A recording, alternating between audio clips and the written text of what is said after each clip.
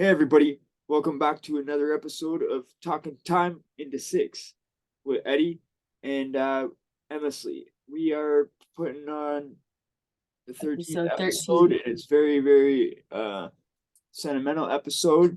PTSD. Okay, it's a special episode for PTSD and obviously jail and stuff like that. And let Emily introduce the episode. All right, what's up, everybody? Here we go back with another one. This is Endlessly Interviews Eddie, number 13. Yeah, 13 episodes. That's wild. Most likely the last episode I'll be filming with us not right next to each other. Isn't that something? If you've been watching the lives and keeping up, you already know what's up. Yeah. All right, so here we go. Very serious episode. It's about PTSD. I have 13 questions for episode 13. And here we go with question number 1. You ready, Eddie? Yes. All right. What is the root of your PTSD? I'd say the root of my PTSD is my grandma getting murdered and the killer getting found not guilty. That was a real big shock. My car accident with my father, and probably the 5 months in solitary confinement. Those three things right there alone, I think, and all the places I've been in, 8 different facilities.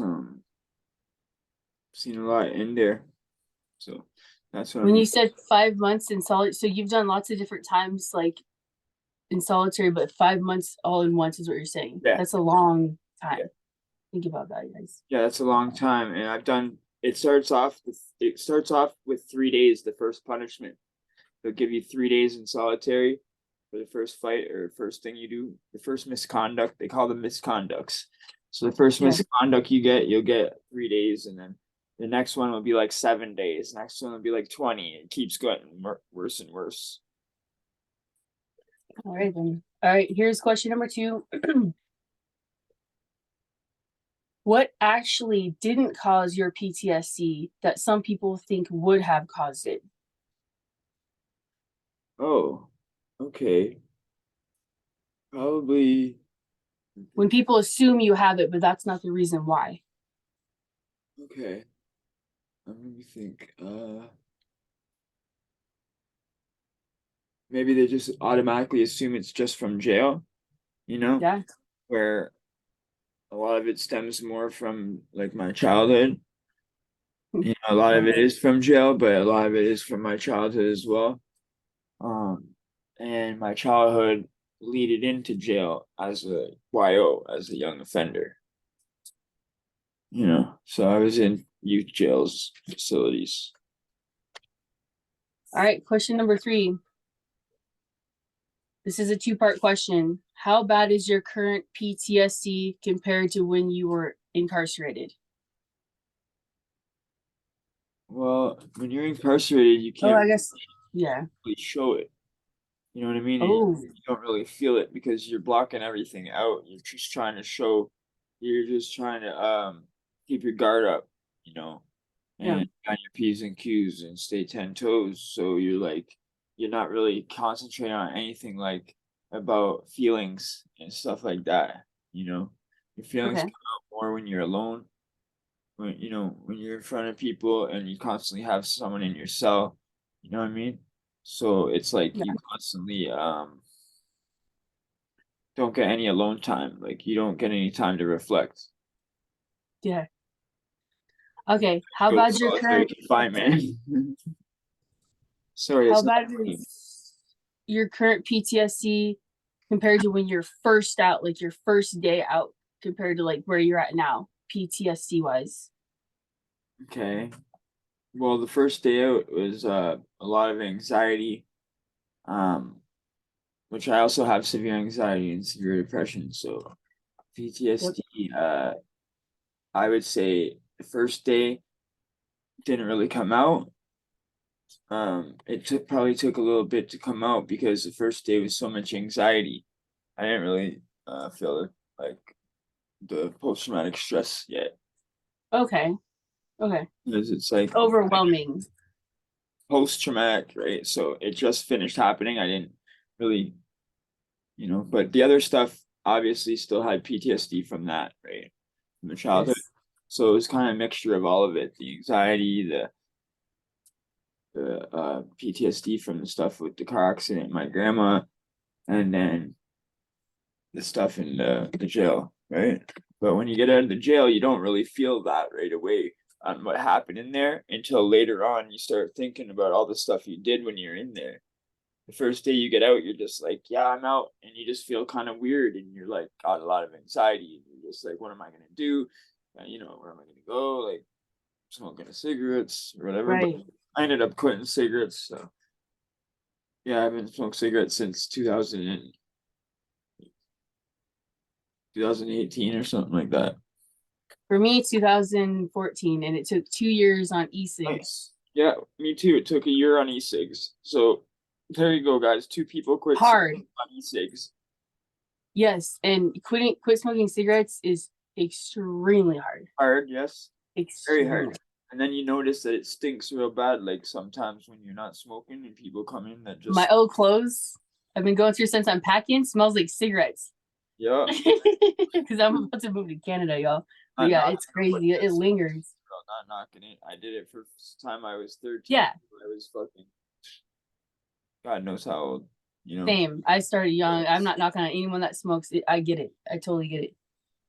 Okay, so the next question. Do you remember the first thing while incarcerated that may have triggered you to have PTSD?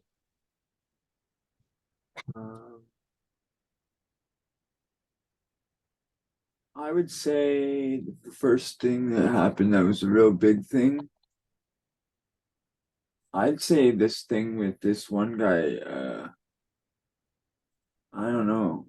It was a big fight. He came and locked himself in my cell.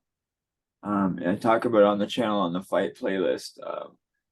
His name was Donkey Kong or DK, and this guy just kept grilling me up, and I knew there was something wrong. I knew there was something up. And when he asked me if I could do him a three-way, and I said, nah, I'm on a important phone call right now. I Yeah, can't even get three ways for myself. He took that as some disrespect. And just from saying I can't give him a three-way, you know, he took that very, very disrespectful, I guess, because I guess I don't know. Like, do I look like someone that does three ways? I don't know. But anyways, so this guy just goes off and just sitting there across the way for like a while, just sitting there grilling at me. And then as soon as the cells popped open to go in, right?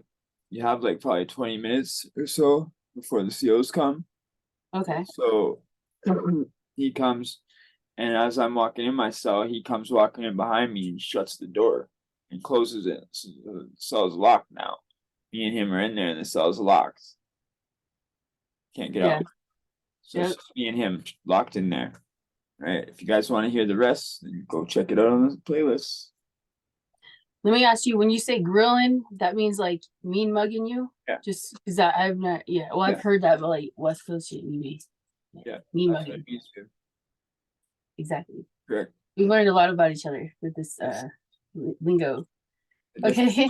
You got to Cali or to Vegas. Yeah, West it's Coast. just, We'll just say the West Coast. you say West Coast. Yeah, the lingo is just, Eddie and I be vibing. You know what I mean? We'll do an episode on that. Just stay tuned. Yeah. I mean, All right. our second So channel. this question you kind of touched on already, but this is the next question on the list. Do you have PTSD from anything other than jail? Yes. Yeah. So you touched on that. You want to go No, further or go to the sure. next one? Lots of different things. Things that happened when I was a young teenager. I didn't realize the bad shit I was doing was just terrible. It was too bad. It was just, some of the stuff I did makes myself sick to nowadays. And yeah, that's all I'm gonna get into. Like Okay. people and shit like that, like real bad. All right. Okay. What is the worst case of PTSD you've ever seen or heard of? Oh shit. Okay. Ugh. The worst one I ever heard of. I never seen this, but I heard of it on a friend of mine's channel, on Chad Mark's channel. Shout out to Blood of the Razor Wire. The story I heard is just nuts about this PTSD thing. It's just nothing like I've ever heard of anything before. Guy was in solitary confinement for so long. He's out now and he's doing okay, I guess. Wow. But Okay. it's really crazy. He had button his two pinky fingers off, and he had found something tiny metal thing and kept turning it on his skull here, and then a piece of his fucking skull fucking fell down like off Oh type my shit. God. And that that's just that's some solitary. Yeah. Losing your mind, not having hope, and just That's some serious fucking, PTSD. yeah. You guys know I'm into prison reform, and I feel for all these There's stories. just the segregation can give you the mental illness for real. Yeah, for sure. For sure. All right, then. So we're here we go with question number 10 already.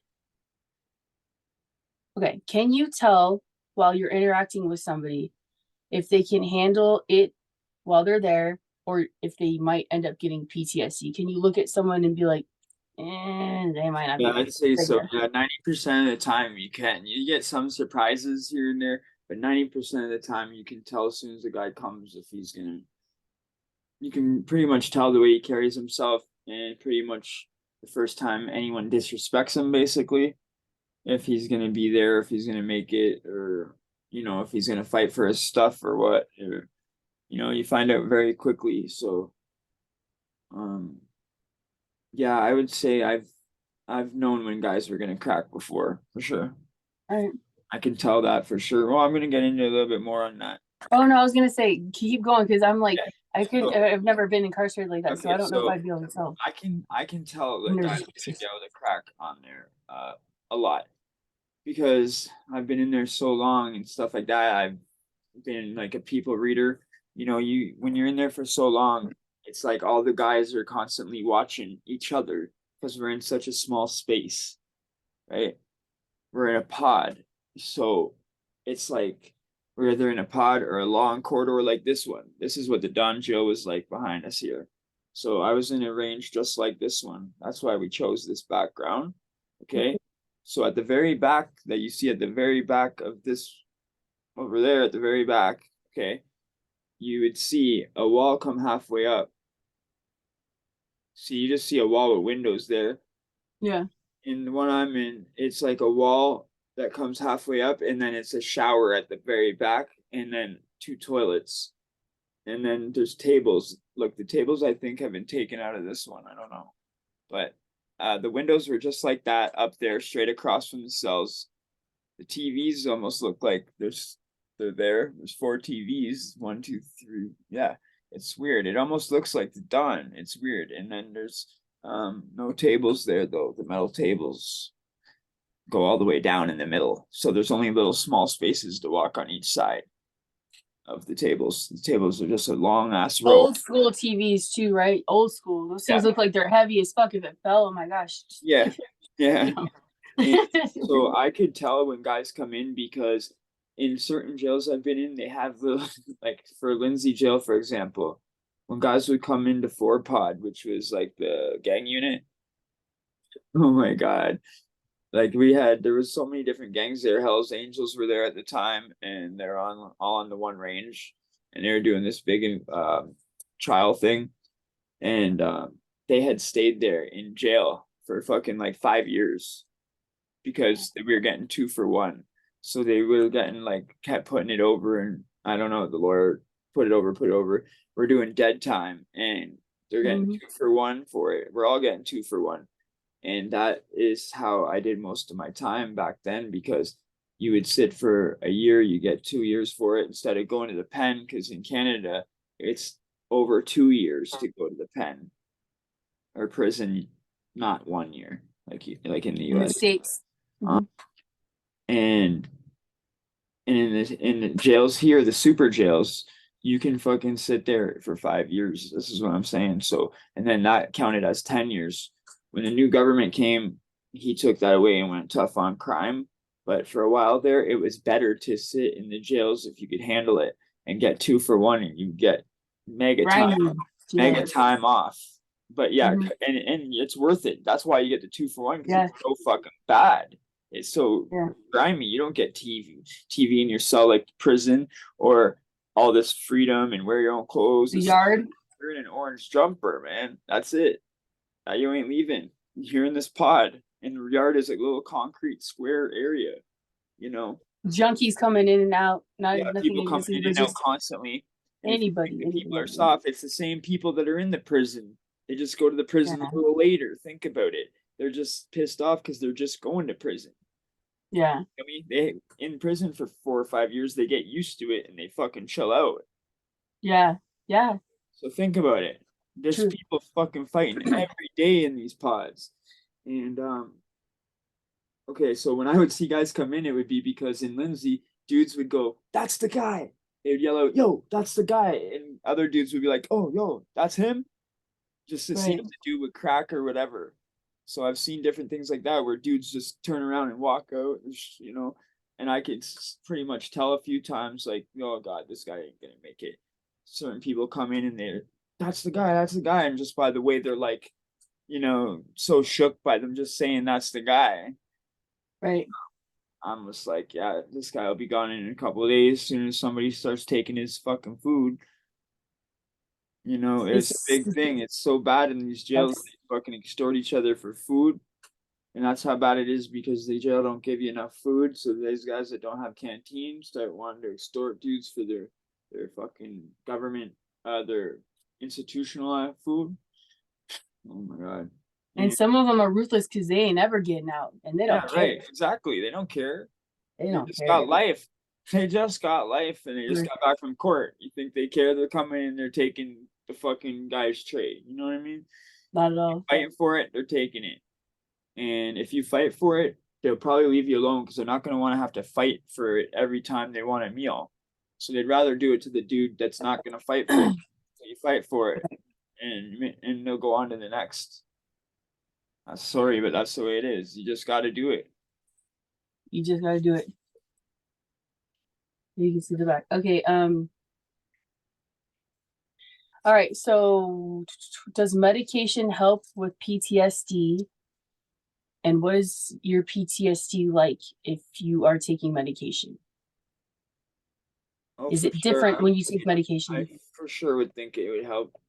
Yeah, it helps for sure. Taking PTSD medication, if the doctor's proper, the Yeah. doctor's a good doctor, and he gets you on the right medication, it could work. I'm not saying every medication is going to work, but certain medications for certain people could Get work. evaluated. Yeah, you know, go to your psychiatrist, get checked out. Your psychiatrist will know what to do. Um, Mhm. that's the best advice I could give you. Don't just go to a family doctor. They don't know much about Especially, yeah, he's right, actually. people with our kind of Especially, mental illness. If you're like me and you do have these kind of stuff from different things, Mhm. that ain't gonna help. They don't know what up. Maybe Yeah, a little bit, but they should send you to a specialist that knows about that stuff. Right? And shrink exactly. psychiatrists, Exactly. that's what they're good for. There's many routes you can take, you guys. You And can it's even not ask a sitting there friend if you talking to don't them. really. You don't have to sit there Yeah, talking to them. You just yeah. You don't have to yeah, expose everything that's on your mind, you know? just tell them like this is what I've been through and been inside for this long. Give them the basics. Like, I've been in there my whole life. You know what I mean? I need this and this. I think this is wrong. That Type leads to the next question. You can even tell them I can't eat right, I can't sleep right, I can't function, I get anxiety in public, I can't stand all that. even walking down the street, or just this is the next question. I'm just saying because there's so many things, and I really do want to get on this one because we're here we go.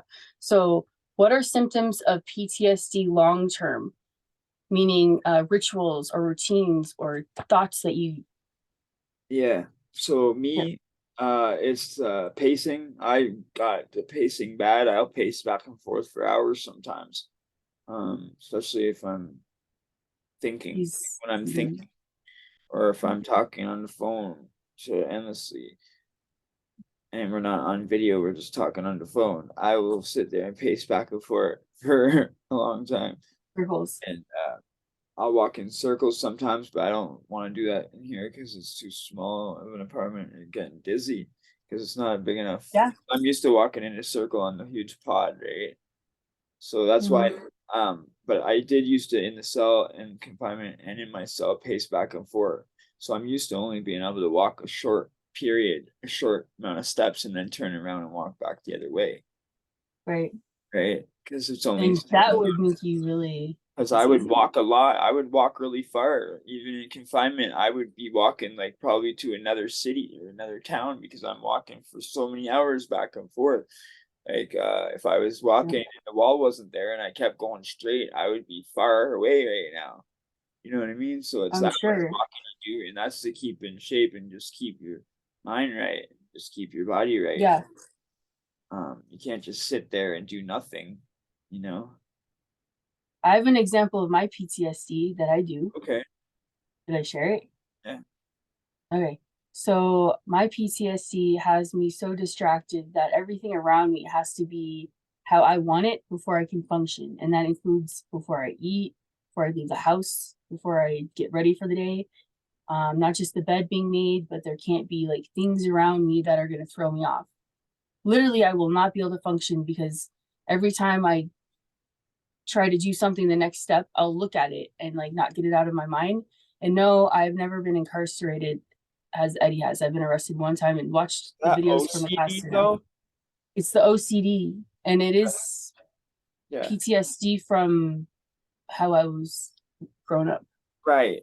Right. Yes. And our parents both left us alone quite often when we were growing up. And that's just how it is because our parents worked, Spent a lot of time alone. you know. And that's what happens when you have parents that work that like you're not a rich family, you're a normal family that's gotta work for a living. Your And you parents don't have siblings around you. yeah, parents are You gonna may be have working. siblings, but they're not around you. So you're Exactly. alone. You can't knock the parents for working. Like they gotta put food Yeah. on the table to Yeah, support the for children. sure. So it's nothing to do like saying her parents or my parents is their fault. No, It's no. just back then this is what was going on, and you just play video games or watch movies or whatever, watch And TV. there's custody things in between too. As a child, you can't choose, Yeah, it's just, it is what it is type thing. But Eddie and I spent a lot of time alone. because our parents were both separated too, right? Yours and Mhm, so mhm. I know what you mean by the custody thing, like can't pick what parent you want to live with type thing. And Yep, exactly. yeah, I used to a lot of time alone. I used to not even mind it like for real, but after you do a lot of time in confinement, it's like you don't want to be alone. It's not the same thing being alone in your bedroom and being alone in confinement. Because the thing Oh, is, for sure. you can't open the door. That's the problem. You can't get out and just go do what you want to do. You can't go have a shower even. Like, Right. you know, As being neglected as a child, you can still watch the same movie over and over and over and over, and you can right, use the bathroom. If your parents aren't, because our parents were not abusive like that. right, Just get that straight. So if right, anyone thinks anything, it was just a lot of being alone and right, growing up fast, learning how to make yourself boxed meals and right. Growing just up things like fast, that. exactly. Right, Yes. All exactly. right. So anyway, okay, here's the bonus question. So I guess we're at And question then in my 13, guys. situation, tragedies that my mother couldn't help. Yeah, She couldn't. Eddie's been She couldn't. It wasn't her fault. You know what I mean? was not. She did her best. I will say this, Eddie's mother, and just know that like our family loves us dearly, okay? It had nothing to do with that. It was just what was happening in the moment. No one's to blame. Hey, and Besides my mom. Besides my mom, and I hope she that watches this. endlessly's got to know my mom a little bit, and I've got to know her dad a bit. And it's pretty, I yeah. Oh my gosh. pretty cool. So this is such an amazing chapter of our lives. Okay. Here's the bonus question. Ask yourself this. This does have to do with PTSD, but this is for the everyone who's watching right now. All right. Ask yourself this. Have you gone through a situation where anything could or could not happen at any minute or given moment? Have you been somewhere where you don't Obviously, yes. anything So the Don Trail, unpredictable? this one behind us here. You don't know Yeah. what's gonna happen. You don't know what's gonna happen. Another different kind of set can land on the range, can get taken down by one of these projects that they do. These Toronto police here, they'll like do these things where they watch people or do whatever the hell they do. They'll make a project, kryptonite, for example, and they come and take down the whole fucking set, and they like watch them for like a year. They'll watch for a year and just get all information. You know what I mean? They take their Yeah. time. It's like when they do the indictments in the States type shit. They just take them all down, and it's like it's fucking crazy. Like it's just nuts. And then so you'll just see a whole crew come in, like a whole fucking because they'll get broken up a little bit, but I mean they're all going to the same jail. They're gonna a lot of them will land on the same range. Yeah. Eventually they'll cross paths. Yeah, and Yeah. a lot of guys would come in three or four from the same set on one range, just from all getting arrested together. I've seen brothers all land on the same range in the Don. A lot of these jails won't allow even like sometimes they'll try to keep the coes away from each other.